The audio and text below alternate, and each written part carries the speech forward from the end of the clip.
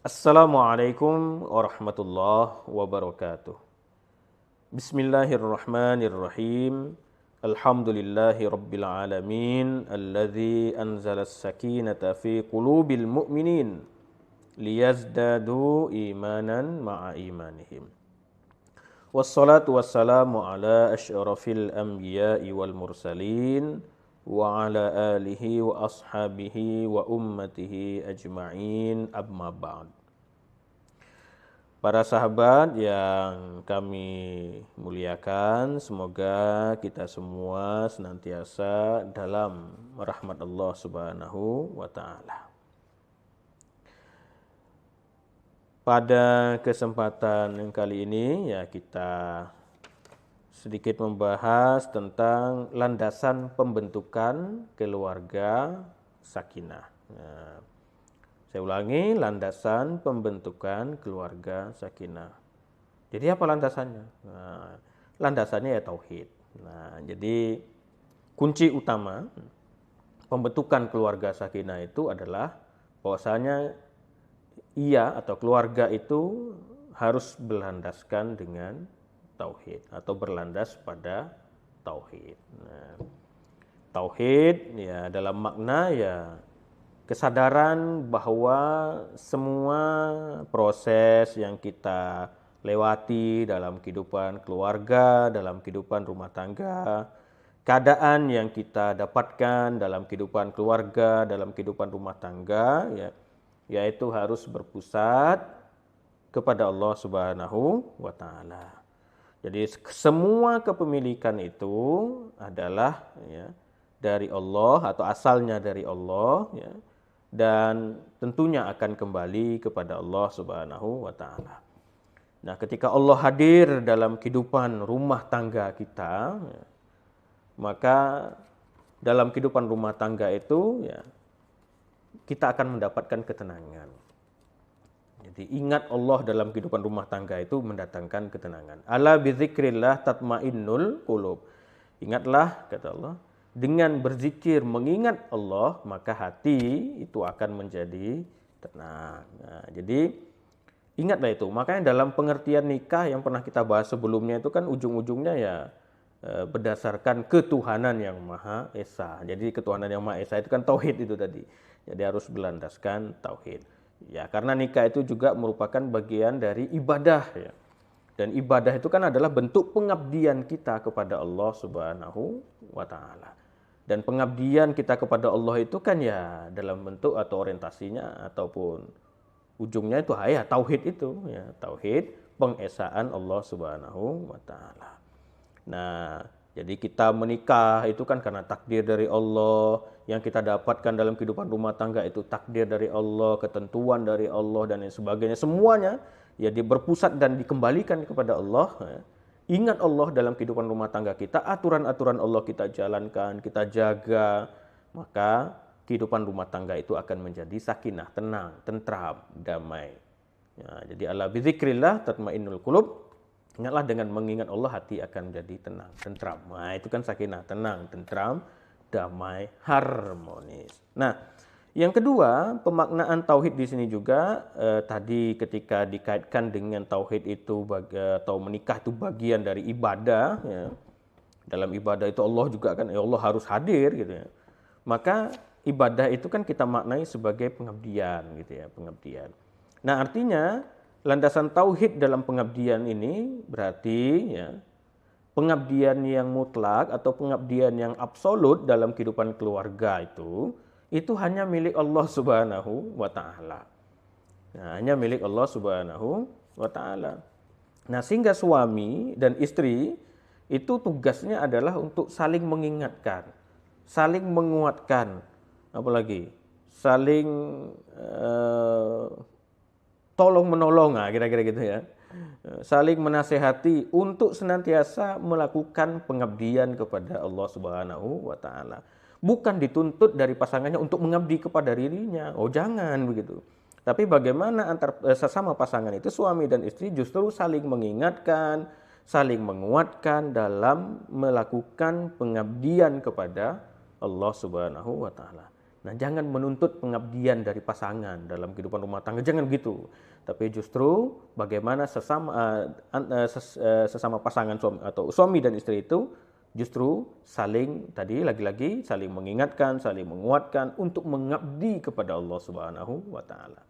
Nah, ini sebagai contoh ya, sebagai contoh Allah Subhanahu wa taala mengajarkan kepada kita ya untuk berbakti kepada kedua orang tua. Tidak ada batasan apakah dia sebelum menikah berbakti kepada orang tua, kalau sudah menikah abaikan orang tua, berbakti saja kepada pasangan, tidak ada istilah begitu. Jadi berbakti kepada kedua orang tua itu perintah Allah yang harus dilakukan sepanjang hayat. Nah, sepanjang hayat itu tidak ada batasan waktu. Jadi apakah sebelum menikah atau sudah menikah ya sama saja. Maka ketika sudah menikah, kalau ada pasangan ya, atau suami ataukah istri melarang ataupun tidak diizinkan, tidak boleh misalnya untuk berbakti kepada orang tuanya atau untuk mengunjungi misalnya orang tuanya, maka itu merupakan pelanggaran terhadap perintah Allah Subhanahu wa taala. Bahkan kalau kita tahu meskipun kedua orang tua misalnya bahkan bukan beragama Islam misalnya non muslim, maka bakti berbuat baik kepada orang tua itu tetap harus, atau berbakti kepada orang tua itu tetap harus dilakukan, kecuali kalau berbaktinya itu dalam maksiat kepada Allah, yaitu memang tidak dibenarkan. Tapi melakukan kebaikan, bakti kepada orang tua itu tidak ada batas waktu gitu ya, tidak ada juga batas apakah dia masih lajang ataukah sudah menikah, tidak ada hal seperti itu. Nah, kalau demikian, maka dalam berbakti kepada kedua orang tua itu juga harus dilakukan ketika sudah menikah, baik oleh tadi kalau misalnya sudah menikah atau suami ataukah istri misalnya, kepada kedua orang tua mereka masing-masing. Artinya begini, kalau seandainya tadi kita kaitkan bahwasanya suami dan istri harus saling mengingatkan, saling menguatkan dalam melakukan pengabdian kepada Allah, maka begitu juga ketika dalam melakukan ajaran-ajaran Allah, ajaran-ajaran yang Allah titahkan kepada kita, ajaran-ajaran agama Islam yang Allah titahkan itu. Ya sama, di antara contohnya tadi adalah berbakti kepada kedua orang tua. Maka suami ataupun istri justru bukan melarang satu dengan yang lain untuk berbakti dan mengabdi atau berbuat baik kepada kedua orang tuanya tadi, tapi justru mereka suami dan istri itu harus saling menguatkan, saling mengingatkan, saling menasihati dalam melakukan bakti atau memberi kebaikan kepada kedua orang tuanya dari kedua belah pihak. Jadi suami pun ya punya keharusan untuk berbakti kepada orang tua istri. Begitupun sebaliknya istri juga punya keharusan untuk berbakti kepada kedua orang tua suami. Nah, artinya disinilah perlunya kerjasama. Di sini harus perlu adanya saling memahami, saling mengingatkan tadi ya, saling menguatkan dari suami baik suami maupun istri itu harus ada ketersalingan dalam kebaikan itu ya, untuk melakukan bakti kepada kedua orang tua dari kedua belah pihak itu tadi. Nah, gitu. Nah, kemudian yang ketiga, pemaknaan terkait dengan tauhid yang harus menjadi landasan dalam kehidupan keluarga agar tercapai keluarga sakinah, juga dapat dipahami tauhid yang dalam makna kita bumikan makna tauhid itu kan artinya ya mengesahkan Allah ya. Jadi mengesahkan Allah itu kan dalam makna yang mungkin sederhana, yang mungkin mudah untuk kita pahami ya setia, loyal ya. Loyal ataupun setia. Maka dalam kehidupan rumah tangga itu harus setia ya, kepada pasangannya masing-masing. Harus setia kepada pasangan masing-masing. Nah, gitu. Nah, sehingga tidak boleh ada yang namanya perselingkuhan. Wah, itu diharamkan itu secara agama. Kalau landasan tauhid tadi setia gitu ya, maka dalam kehidupan keluarga karena berlandaskan tauhid tadi untuk mencapai keluarga yang sakinah atau keluarga yang harmonis, tentram, damai, maka harus setia. Nah, jadi setelah menikah itu jangan kepikiran lagi mau selingkuh dan macam-macam itu. Ya mungkin godaan ada, tapi dia harus bisa menepis semua godaan itu. Suami ataupun istri, sama saja. Kedua-dua belah pihaknya harus menepis godaan-godaan, misalnya kalau ada ya godaan-godaan untuk tidak setia itu, harus ditepis. Karena itu bahaya, itu haram. Perselingkuhan atau tidak setia itu, ya, selingkuh itu ya haram. Nah, kalau tadi tauhid itu dalam makna setia, tidak selingkuh, loyal gitu ya, maka lawan dari tauhid dalam makna tidak setia itu tadi, ya bisa kita mana itu adalah syirik gitu. Syirik itu kan ya menyekutukan Allah, lawan dari tauhid itu tadi kan. Tauhid lawannya syirik, maka ketika tauhid maknanya setia, lawannya syirik ini tadi ya selingkuh itu tadi. Maka orang yang selingkuh itu dia sudah syirik gitu.